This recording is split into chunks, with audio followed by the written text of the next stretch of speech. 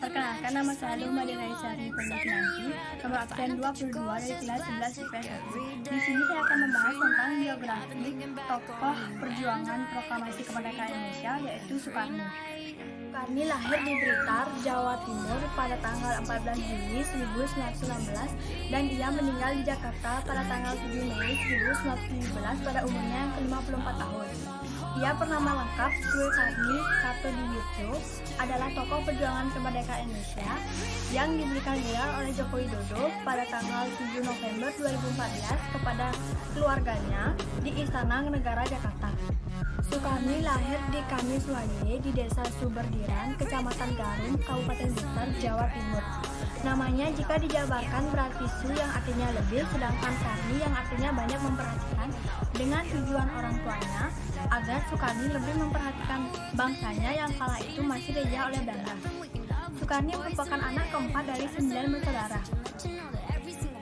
Urutan saudaranya yaitu Hono, Soekarnila, Soekardi, Soekarni, Suparti, Endang Sarti, Edi Sukarto, Soekaryo, dan yang terakhir tidak diketahui namanya karena ia meninggal pada usianya masih kecil.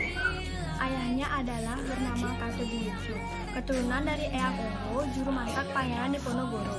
Ibunya bernama Supiah, gadis asal Kediri. Keluarga Soekarno bisa dikatakan berkecukupan jika dibandingkan penduduk lainnya karena ayahnya membuka toko daring di Pasar Garum dan usahanya sangat laris. Soekarno masuk di sekolah di Mardi Siswo di Blitar, semacam taman siswa yang dibuat oleh Ki Hajar Dewantara. Di sekolah ini Soekarno belajar mengenai nasionalisme melalui Mo Anwar yang berasal dari Majumas, pendiri Mardi Siswo sekaligus tokoh pergerak Indonesia. Sebagai anak muda, Soekarno terkenal dengan kenakalannya karena sering membuat onar. Dia sering berkelahi dan hobinya menantang orang Belanda. Dia pernah mengumpulkan 30-50 orang teman-temannya dan mengirim surat tantangan ke anak muda Belanda untuk berkelahi. Lokasinya di Kebun Raya Blitar, dekat sebuah kolam. Anak-anak Belanda itu pun menerima tantangan dari Soekarno dan terjadilah tawuran.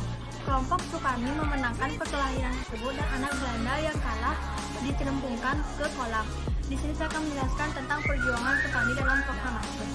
Mendengar berita kekalahan Jepang, kelompok pemuda dengan kelompok bawah tanah di bawah pimpinan Sultan Syahrir berkesepakatan bahwa inilah yang saat tepat untuk memproklamasikan kemerdekaan.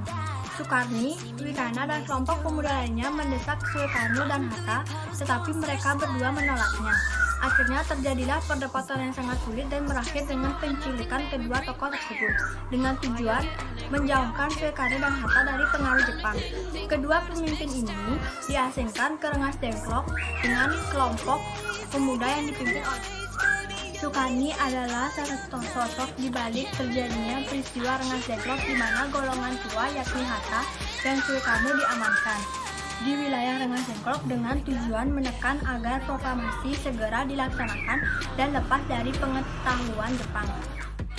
Peran Soekarno dalam peristiwa perumusan naskah proklamasi di kediaman Laksamana Maeda adalah sebagai wakil golongan muda yang mengawal proses perumusan yang dilakukan golongan tua bersama Sayuti Melik. Pada peristiwa ini pula Soekarno ditugaskan sebagai pembantu Hatta, sementara Sayuti Melik sebagai pembantu Soekarno. Soekarno adalah salah satu sosok penting dalam perjuangan kemerdekaan bangsa Indonesia. Meski begitu, ia baru resmi menyandang gelar sebagai pahlawan nasional Indonesia pada tahun 2014 ketika ditetapkan oleh Presiden Joko Widodo. Soekarno ini termasuk ke dalam kelompok golongan muda.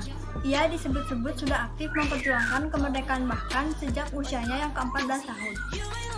Nilai dan karakter yang patut ditiru yakni keberanian menculik Soekarno ke Rengas Dengklok bersama golongan muda karena dengan perbuatannya maka cepat laksanakannya proklamasi dan terhindar dari pengaruh manapun, dan juga kecerdasannya dalam memanfaatkan konflik of power dan ketegasannya.